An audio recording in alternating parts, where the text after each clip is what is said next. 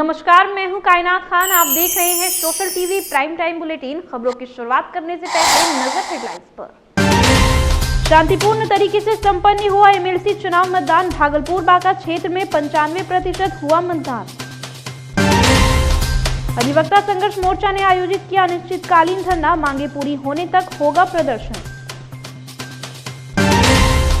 14वें दिन भी जारी रहा हवाई जहाज संघर्ष समिति का धरना। समर्थन में पहुंचे विधायक गोपाल मंडल। और चश्मे की दुकान में लगी आग। फायर ब्रिगेड की तत्परता से बड़ा हादसा होने से टला। अब खबरें विस्तार से।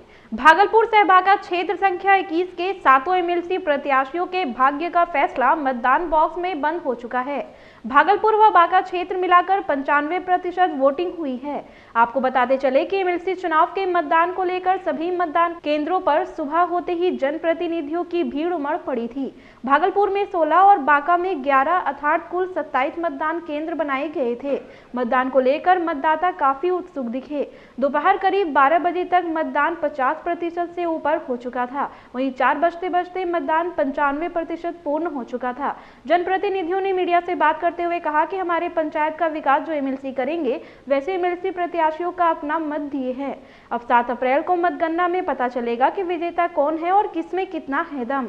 हम लोग अच्छा प्रत्याशी सुन रहे, जो अच्छा काम करे, हम लोग को विश्वासी रहे और जो पंचायत का विकास कर सके, जो पंचायत का विकास कर सके। अधिवक्ता संघर्ष मोर्चा भागलपुर के कार्यकर्ताओं द्वारा जिला विधिक संघ भागलपुर के तदर्थ समिति के विरोध में अनिश्चितकालीन धरना प्रदर्शन का आयोजन किया गया।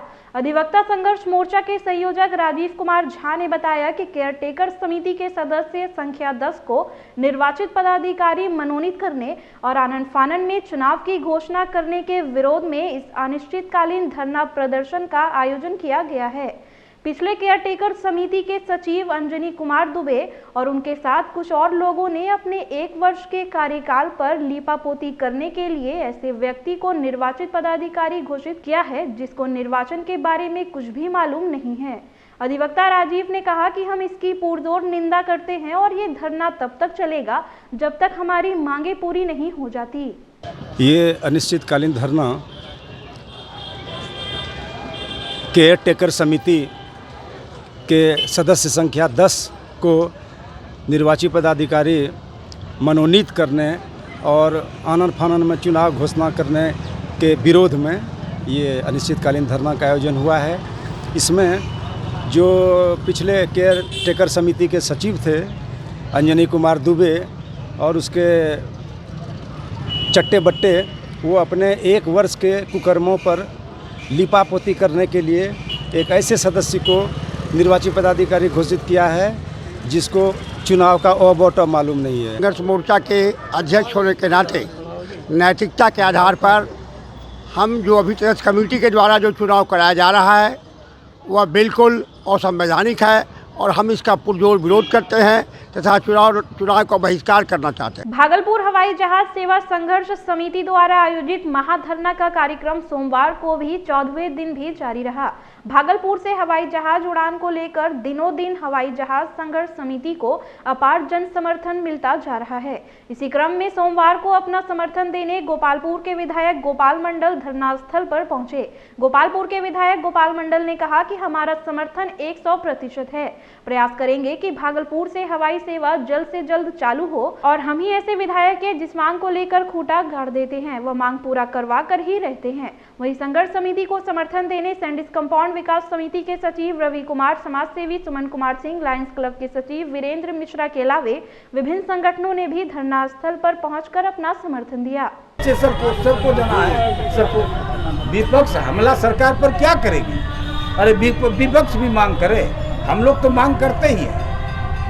तो बिहार सरकार से मांग रखेंगे, विपक्ष को भी लाभ है, सबको लाभ है। इसमें जातिवाद या कोई क्या कहा जाए, विरोध है नहीं। हाँ, कहीं कोनो विरोध नहीं। भागलपुर के खलीफाबाद चौक स्थित एक चश्मे के शोरूम में शॉर्ट सर्किट से लगी आग के कारण लाखों का सामान जलकर खाक हो गया। वहीं आग लगने की सूचना स्थानीय लोगों के द्वारा फायर ब्रिगेड को दी गई। मौके पर पहुंची अग्निशमन विभाग की टीम ने घंटों मशक्कत के बाद आग पर काबू पाया।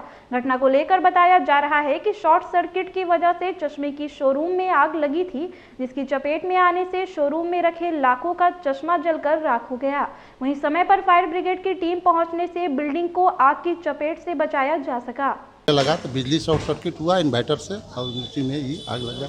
फिर धुआं बहुत भर गया था तो स्मोक एडजस्टर लाके इसको किए, बहुत एडजस्टर से मैंने धुआं निकल गया ही, बहुत अच्छा राहत हुआ तुरंत में इसको, नहीं तो 2 घंटा धुआं 3 घंटा इसमें रहता। आग जो लगी है हम लोग को कुछ पता नहीं था। गार्ड ने फ़ोन किया विनोद ढांडनिया जी को, विनोद ढांडनिया जी ने मुझे फ़ोन किया तो मैं तुरंत फ़ोन करते ही आया। दुकान खोला तो पूरे दुकान में पूरे धुआं आग लगी हुई थी, कुछ भी नहीं दिख रहा था। फिर तुरंत फायर ब्रिगेड को फ़ोन किया गया, फायर ब्रिगेड वाले आए तो उन्होंने देखा और उसके बाद पूरा आग लगाई थी। कुछ बुझने का कोई चांस ही नहीं दिख रहा था। धुआं इतने जो एकदम गर्म हो रखा था शोरूम। फिर धीरे धीरे सारा माल टाइटन आई प्लस का जल कर राख हो गया है। बिहार के मुख्यमंत्री नीतीश कुमार नशा मुक्त बिहार बनाने के लिए एड़ी चोटी एक कर दिए हैं। उन्हीं के नक्शे कदम पर युवा समाज सेवी सुमन कुमार सिंह भी आगे बढ़ते चले जा रहे हैं और प्रत्येक वार्ड में नशा मुक्त हो हमारा वार्ड कार्यक्रम के तहत बैठक कर लोगों को जागरूक करने का काम कर रहे हैं। इसी बाबत आज वार्ड नंबर 21 दीपनगर घाट के समीप ग्रामीणों एवं समाज सेवियों के बीच एक अहम बैठक रखी गई, जिसका विषय था नशा मुक्त हो हमारा वार्ड। इस कार्यक्रम के तहत युवा समाज सेवी सुमन कुमार सिंह ने लोगों को नशा से दूर रहने की अपील की, साथ ही साथ शिक्षा पर जोर देने की बात कही।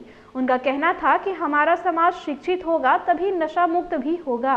कार्यक्रम में युवा समाज सेवी सुमन कुमार सिंह, कमल जायसवाल, संजय सिन्हा के अलावे दर्जनों समाज सेवी व कई बुद्धिजीवी शामिल थे। मैं यही चाहता हूँ ये समाज बाहर में कहीं भी हम लोग बैठते हों, इस समाज का नाम सब लोग बोले कि नहीं हम लोग दीपनगर के हैं, संकट ऑफिस के पास के हैं, जोक्सर के पास के हैं।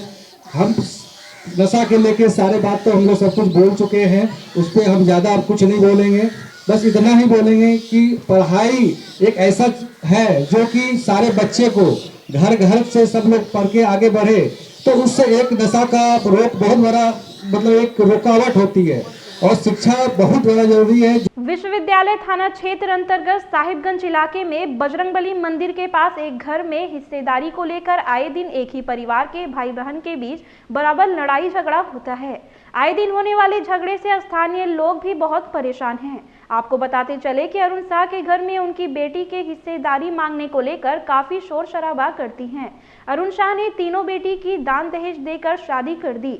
एक बेटी IGIMS में जॉब करती हैं, दूसरी बेटी का पति रेलवे ड्राइवर है और तीसरी बेटी करीब 2 साल से वहीं अपने मायके में रहती है। उसका कहना है कि हमारे पति कमाते नहीं हैं, मैं कहाँ जाऊँ, मुझे इसमें हिस्सा चाहिए, मैं इसी हिस्से से अपना गुजर बसर करूँगी। क्योंकि अरुण शाह के पुत्र अमित कुमार का कहना है कि पिताजी इस बात को लेकर काफी परेशान हैं।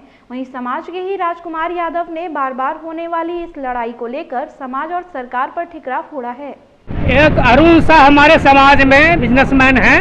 हाँ, इनका बेटी से बार बार झगड़ा होना, बेटी बार बार भाई को मारना, बाप को मारना, ये पूरा समाज मुख दर्शक बन के देखते रहता है। ये दोनों मुख्यमंत्री ये दोनों को देखते रहता है, डर से बोलता नहीं समाज। समाज का लोग बोलता है कि ये लड़की तीनों मिलकर के उसी पर टूट पड़ती है।